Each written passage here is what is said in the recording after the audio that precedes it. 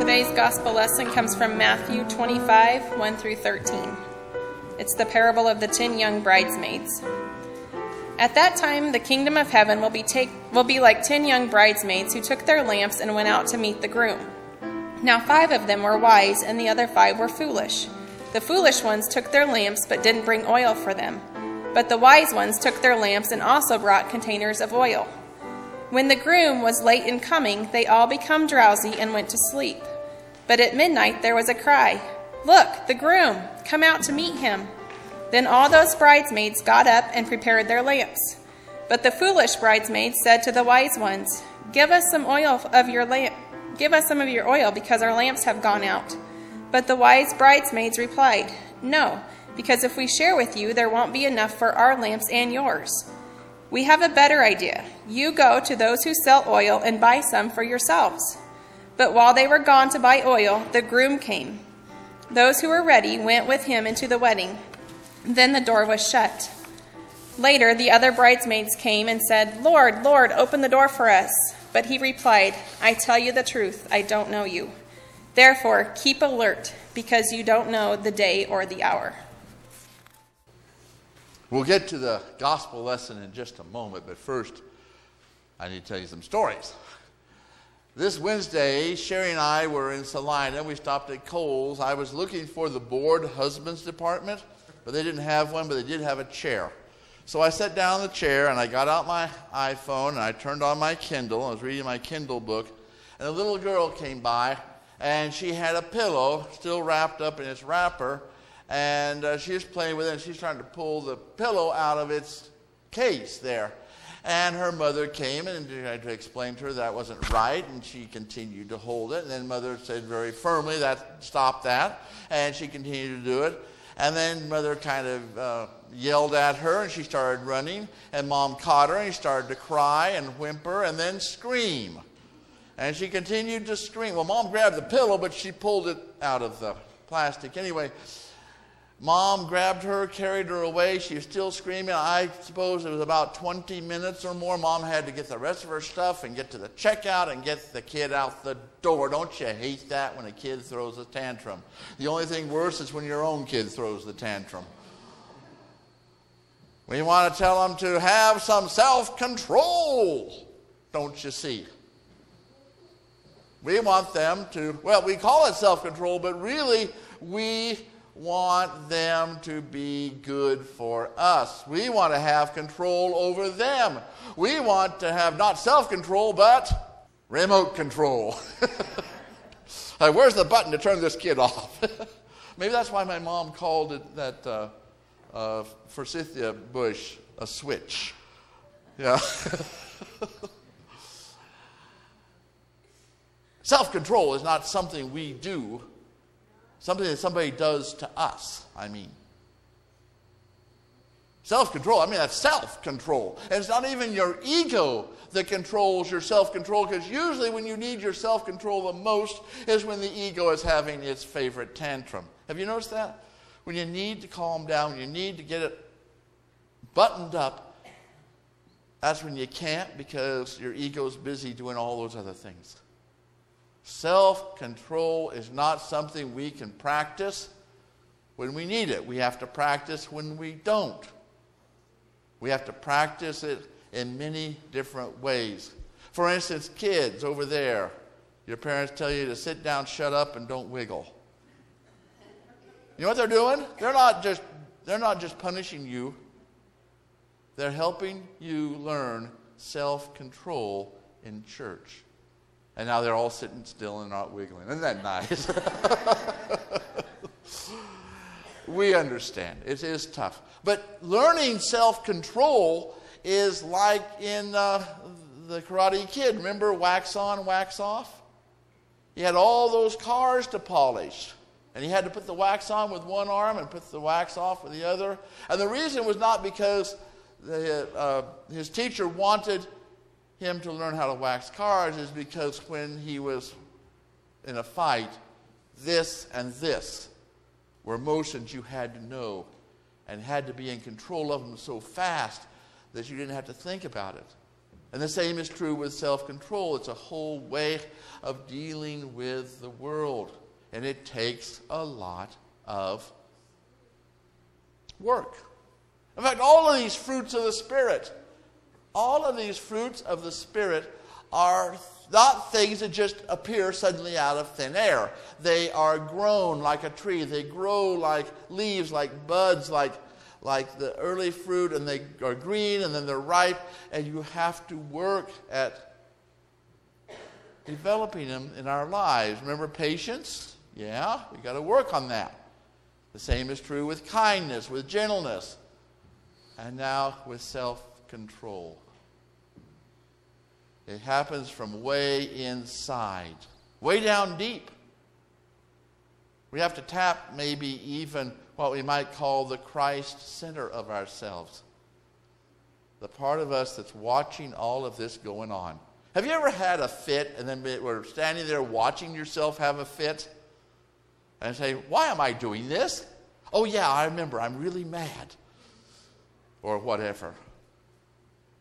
But self-control has to come from deep inside. It has to come from understanding who we truly are. And that comes from seeing ourselves from God's perspective. The army wanted to find out what made particularly successful officers in their ranks. And so they gathered a number of officers who had done very well, had risen very quickly, were very competent at their job. And they gave them a battery of psychological tests, and they had long interviews, and they had one thing where they had to list the 3 most important things in their lives. That first thing was number 1, after that was number 2, and then the last thing was number 3. And they spent some time on it. They spent up to and over an hour thinking about it, giving it very careful thought. And they turned the papers in, and everything was collated. Now, things number 2 and 3 were all over the map. There was family, and there was spouse and children, and there was job and rewards and awards and God and church. All of these things were in places number 2 and 3. But number 1 was exactly the same on all of these particularly successful people. Can you guess what that one thing was? Myself. It begins with seeing ourselves from God's perspective, and that perspective is love.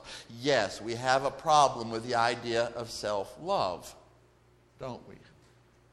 Well, we know people who seem to love themselves way too much, but in fact, that is something else.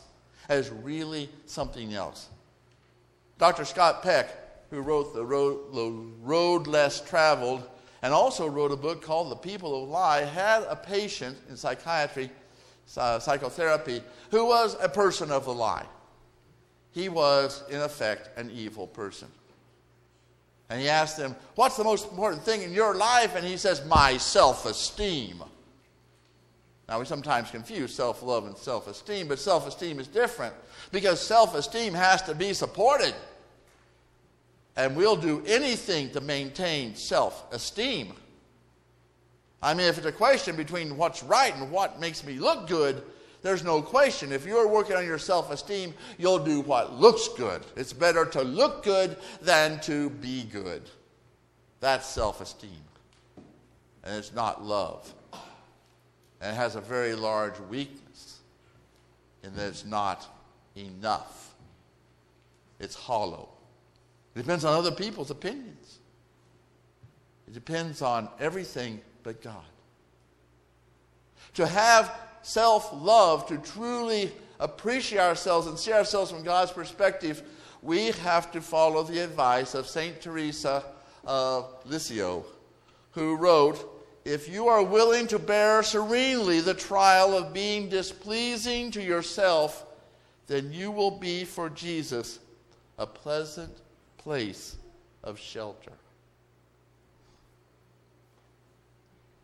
That's pretty powerful, isn't it? If you are willing to bear serenely the trial of being displeasing, that means going in deep into yourself and facing those things that are kind of low esteem.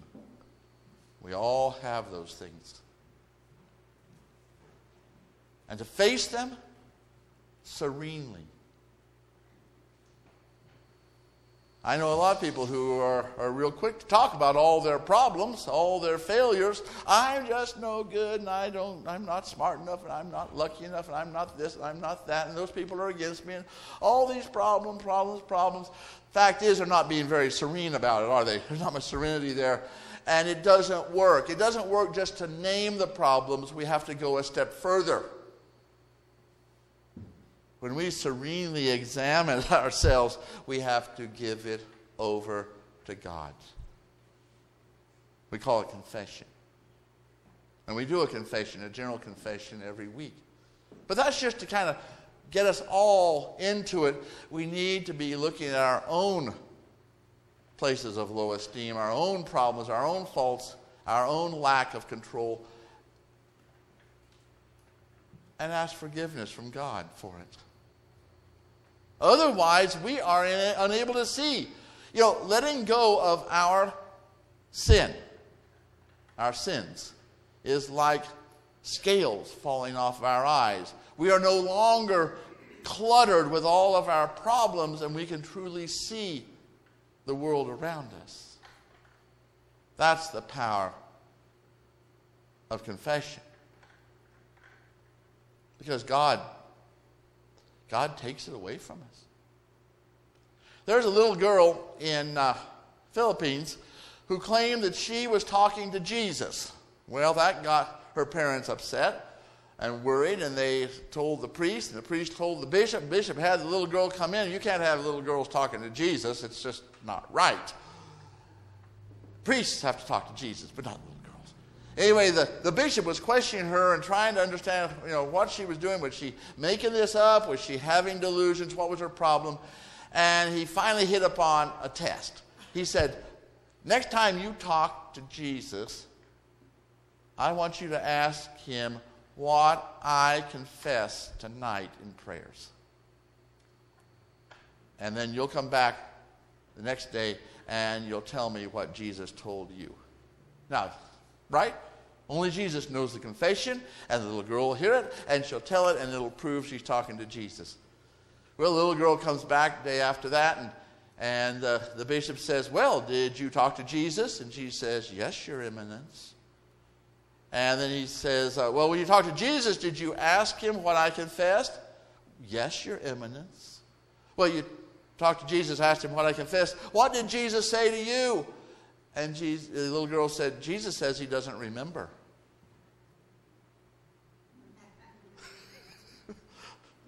Now, that little girl is either one very clever little cookie, or she's got it exactly right. When God hears our confessions, when God watches us stand there naked in front of him and admitting what's wrong, God takes it away and God forgets it. It's gone. Except we won't let it go. You notice that? We hang on to it like it's a prize of some sort. We can't just let it go.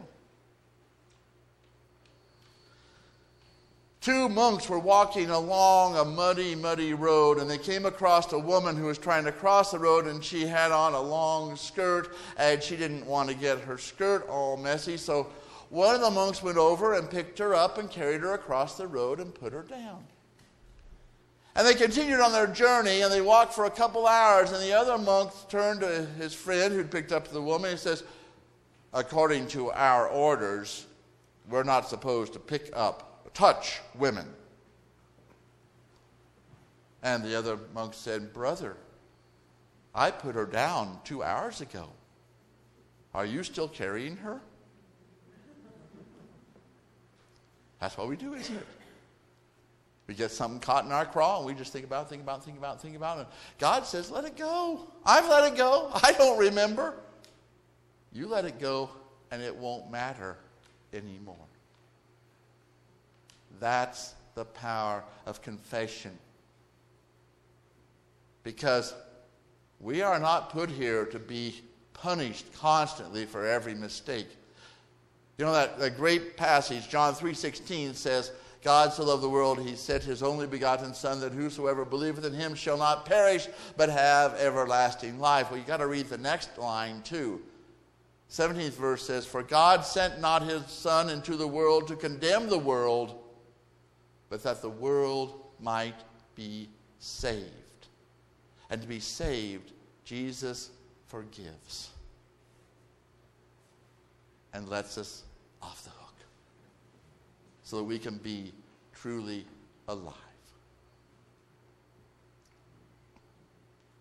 We get caught up in our own stories. How many of you remember the Phil Silvers show? Come on, I can see your age. Some of you have never seen it because it never made it onto TV land. Phil Silvers played Sergeant Bilko in a show that was called, originally, You'll Never Get Rich. And he was a sergeant who always had some con game going. Always some way to make some quick bucks in a sneaky way. But usually, about the middle of the episode, Bilko would start to believe his own con, and he would invest everything he had into his con and lose it all. That's what we do when we can't see, when we are living a lie,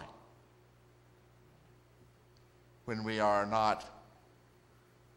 don't have that self-love, and we don't have the self-control it takes to grow.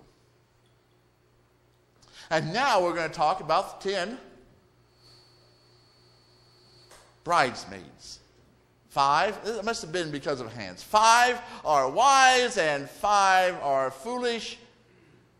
And I always wondered what Jesus was up to, because I thought that the ones who had the oil should have shared the oil. That's what we're taught in Sunday school, right?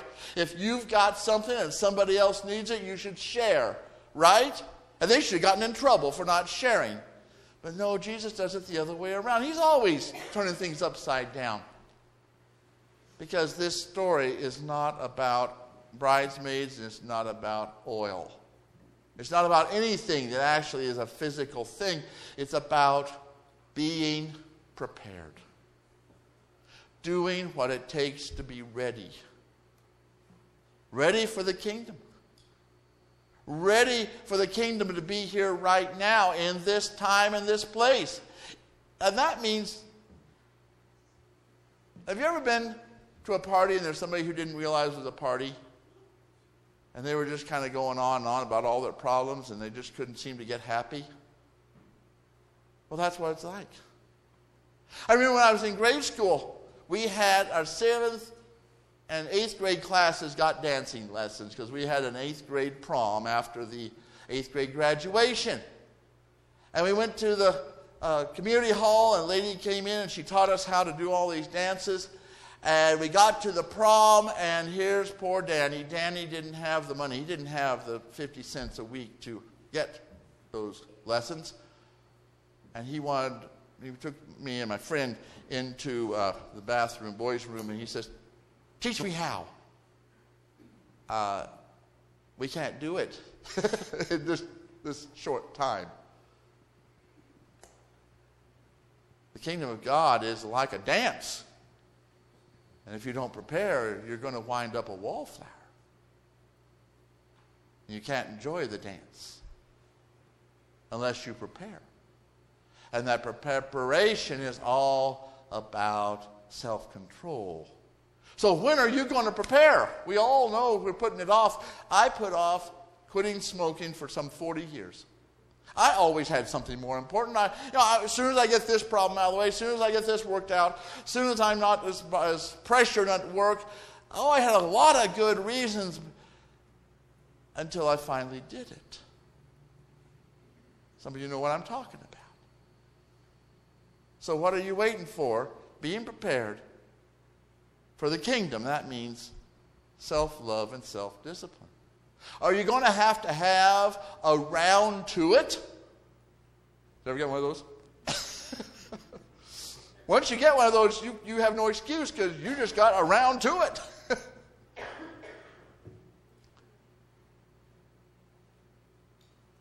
The fruits of the Spirit don't appear magically in our lives. You have to work with a tree. You have to dig out under its roots, fill it with fertilizer, care for it, spray it, prune it, watch it, and then harvest it. And that's the way it is. And it all requires self-control.